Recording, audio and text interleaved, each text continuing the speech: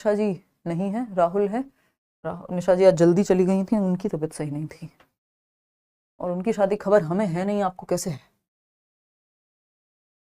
और क्या पता निशा जी को ना जाना हो, शादी करके घर छोड़ के इतने स्टीरियोटाइपिकल हो गए हो। हाँ देखो एक बार, क्या पता निशा जी पास में ही रहती हूँ, शादी करके। मजाक कर रही हूँ मैं, निशा की कोई शादी वादी नहीं है, मुझे कल पीटेगी।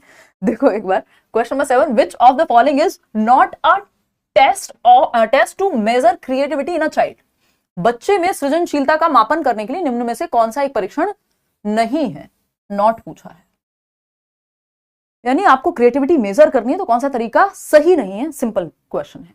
फर्स्ट ऑप्शन है टू राइट और complete a story on an incomplete figure और पिक्चर। कोई स्टोरी है, उसको कंप्लीट करना तो आपको खुद से इमेजिन करना पड़ेगा। यंग इंडियन समाचार पत्रों से पढ़ लो, पढ़। राहुल भाई को सलाम बोलो, पढ़ लिए हैं राहुल भाई। चलिए देखिए, किसी अधूरी आकृति या चित्र पर एक कहानी लिखना या पूरी करना। कोई एक पिक्चर दिखाई और इस पे या तो अधूरी कहानी देती या कहा कि इस पिक्चर को देख करके स्टोरी लिखो, तो आप इमेजिन करेंगे, अलग अलग दिशाओं में सोचेंगे, डाइवर्जेंट थिंकिंग, अब सारी चिंतन होगा, है ना, ओपन एंडेड थॉट है, क्रिएटिविटी निकल करके आएगी। तो ये तो सही है। हमको क्या चाहिए? जो सही नहीं है, क्योंकि नॉट लिखा हुआ है।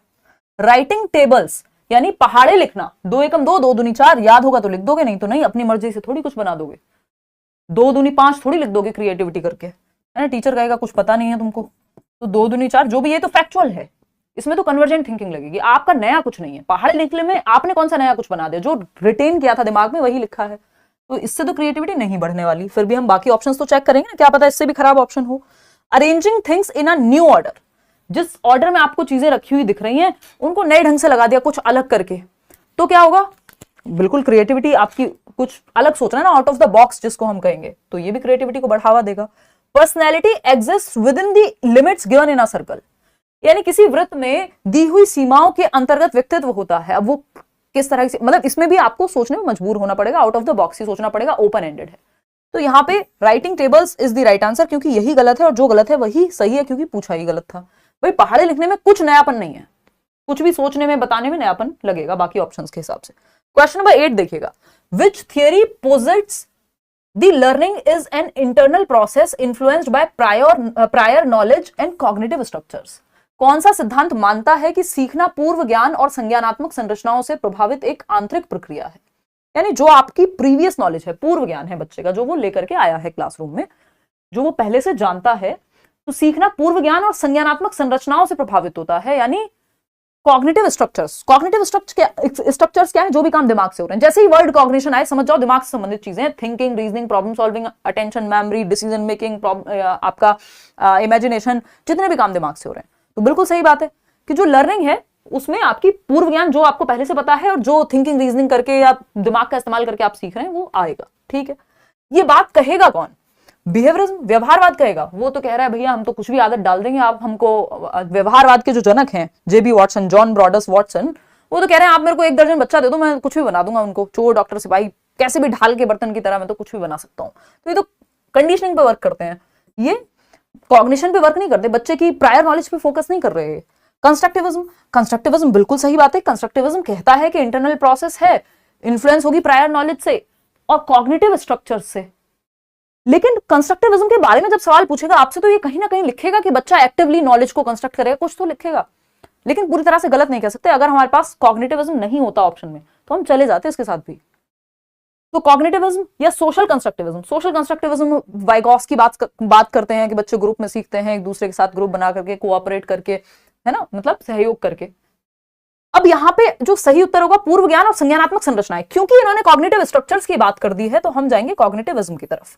कॉग्निटिविज्म जिसमें जेरोम ब्रूनर बात करते हैं आपकी, या मिलर बात करते हैं किसकी, कि जो हमारा दिमाग है वो एक कंप्यूटर के जैसे वर्क करता है, इंफॉर्मेशन प्रोसेसिंग वैसी होती है हमारे ब्रेन में, हम नॉलेज को कंस्ट्रक्ट करते हैं कैसे, इंटरनल प्रोसेस है, जो भी इंफॉर्मेशन दिमाग में जा रही है आप उसको रिसीव करेंगे, ऑर्गेनाइज करेंगे ब्रेन में, उस पर कुछ एक्ट करेंगे, उसको चेंज करेंगे, फिर बाद में रिप्रोड्यूस कर पाएंगे। यानी एक कंप्यूटर के जैसा है हमारा ब्रेन, वैसे ही हम सीखते हैं इंटरनल प्रोसेसेस के थ्रू, कॉग्निटिव प्रोसेसिंग के थ्रू, यानी थिंकिंग, रीजनिंग, प्रॉब्लम सॉल्विंग करके। कंस्ट्रक्टिविज्म में सिंपल लिखा होता है, वर्ल्ड के साथ इंटरेक्ट करके या कुछ ना कुछ एक्टिविटी की जरूर बात हुई होती है, अगर रचनावाद की बात करते हैं तो। ठीक, क्वेश्चन नंबर 9 देखिएगा क्या कहता है, which of the following is a potential drawback of relying to heavily on AI powered learning platforms. आजकल एआई का जमाना है, हम सुनते ही हैं बहुत हद तक। आपकी नेशनल एजुकेशन पॉलिसी भी कह रही है कि 21st सेंचुरी स्किल्स की बात करिए, डिजिटल लिटरेसी की बात करिए, टीचर्स को भी आती हो, बच्चे में भी हम लेकर के आए कि डिजिटली वो साउंड हो, वो सॉफ्टवेयर्स का यूज कर पाए। आजकल कितने सारे गवर्नमेंट के प्रोग्राम्स हैं, एप्स हैं, इवन टीचर्स के लिए ट्रेनिंग से लेकर के 70 तरह की निष्ठा और कई कितनी सारी एप्स हैं, है ना। तो which of the following is a potential drawback of relying to heavily on AI powered learning platforms. अब तो चैट जीपीटी आ गया, दुनिया भर की चीजें हैं, है ना। वो व्हाट्सएप पे भी वो मेटा एआई वाला ऑप्शन आ गया, ठीक, उससे कुछ भी पूछो, मैं तो खेलती रहती हूँ, बड़ा मजा आता है ना। तो उससे कुछ भी पूछो, वो बढ़िया बढ़िया अपनी बातें बताता रहता है। तो एआई पावर्ड यानी आर्टिफिशियल इंटेलिजेंस पावर्ड जो लर्निंग प्लेटफॉर्म्स हैं, उनका ड्रॉबैक क्या है, क्योंकि हर चीज के फायदे नुकसान तो होते ही है ना। तो ड्रॉबैक पूछा है इंप्रूव्ड पर्सनलाइजेशन ऑफ लर्निंग, यानी आप चैट जीपीटी से कुछ पूछ रहे हैं, वो आपके बारे में बता देगा, उसके पास डेटा होगा, पर्सनलाइज्ड इंफॉर्मेशन है, या मतलब इन जनरल भी किसी चीज के बारे में पूछ रहे हैं तो वो आपके हिसाब से बता देगा। रिड्यूस्ड टीचर वर्कलोड, शिक्षक का कार्यभार कम होगा क्योंकि बच्चों ये मदद ले पाएंगे इस चीज से। हाँ ठीक है, टेक्नोलॉजी से मदद मिलती है। Limited development of social and emotional skills, मतलब सामाजिक और भावनात्मक या संवेगात्मक कौशल का सीमित विकास होता है। या फिर एनहेंस्ड एंगेजमेंट, यानी बढ़ी हुई सहभागिता। हाँ एंगेज तो रहते हैं बच्चे अगर उनको कंप्यूटर पे, फोन पे कुछ ऐसा करने को दे दो, लेकिन इसका एक ड्रॉबैक यही है कि limited development of social and emotional skills, यानी जब आपका बच्चा फोन में ही लगा रहेगा या आप खुद ज्यादा सॉफ्टवेयर का ही इस्तेमाल कर रहे हैं, तो सामाजिक और भावनात्मक कौशल का सीमित विकास होगा, क्योंकि अब आप इंटरेक्शन आपका कम हो गया। आप घर पे देखो, माँ बाप भी फोन में लगे हुए हैं, बच्चे भी फोन में लगे हुए हैं, 4 दोस्त खाने पे गए वो भी फोन में लगे हुए हैं, सारी दुनिया फोन में लगी हुई है, आसपास ऐसा लग रहा है कोई किसी के साथ है ही नहीं, है ना। तो limited development of social and emotional skills, यानी जब हम लोगों से इंटरेक्ट नहीं करेंगे, उनके इमोशंस को नहीं समझ रहे हैं, कौन कब कैसी बात कहता है, मतलब हम लाइव इंटरेक्शन कहीं ना कहीं मिस कर रहे हैं, तो इसकी संभावना होगी कि बच्चे का सामाजिक और सांवेगिक विकास जो है वो ठीक से ना हो पाए, या प्रॉपर ना हो पाए, या सीमित हो जाए, कम हो पाए।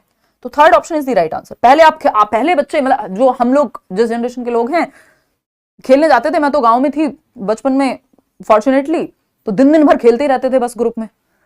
अभी सेम मेरे भाई के केस में वो चीज नहीं हो पा रही है, क्योंकि of course there are reasons, technology है, फिर शहरों की स्थितियां अलग हैं। क्वेश्चन नंबर 10 देखिएगा। क्वेश्चन नंबर 10 है which method encourages students to learn by reflecting on their own experiences. कौन सी विधि छात्रों को अपने अनुभवों पर चिंतन करके सीखने के लिए प्रोत्साहित करती है, यानी जो बच्चे के एक्सपीरियंसेस है उस पर वो चिंतन करे, प्रकाश डाले, प्रतिबिंबन करे, रिफ्लेक्ट करे। कौन सी लर्निंग है जो अनुभवों पर चिंतन करके सीखने को प्रोत्साहित करेगी? पहला ऑप्शन है इंक्वायरी बेस्ड लर्निंग, यानी पूछताछ आधारित शिक्षा, जिसमें इंक्वायरी करे बच्चा।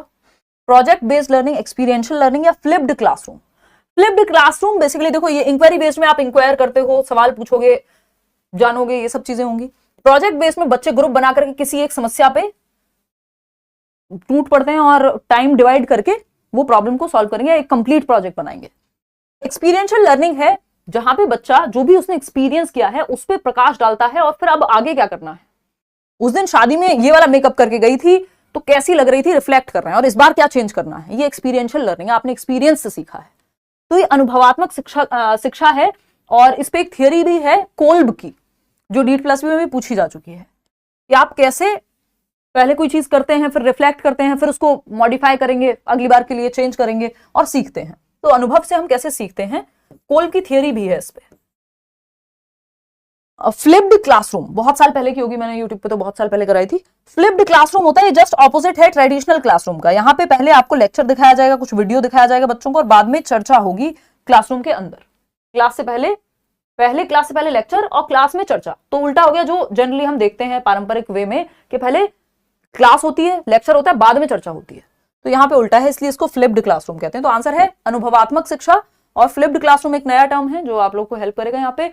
ट्रेडिशनल यानी पारंपरिक जो कक्षा है, जो लेक्चर हो गया, होमवर्क एक्टिविटी हो गई, उसके बाद यानी लेक्चर दिया जाएगा, क्लास अटेंड करेंगे, आपको पढ़ाया जाएगा कुछ, जैसे हम भी करते ही हैं, और होमवर्क एक्टिविटी होगी कि अच्छा ये कर लेना, या लास्ट में क्वेश्चन दे दिए।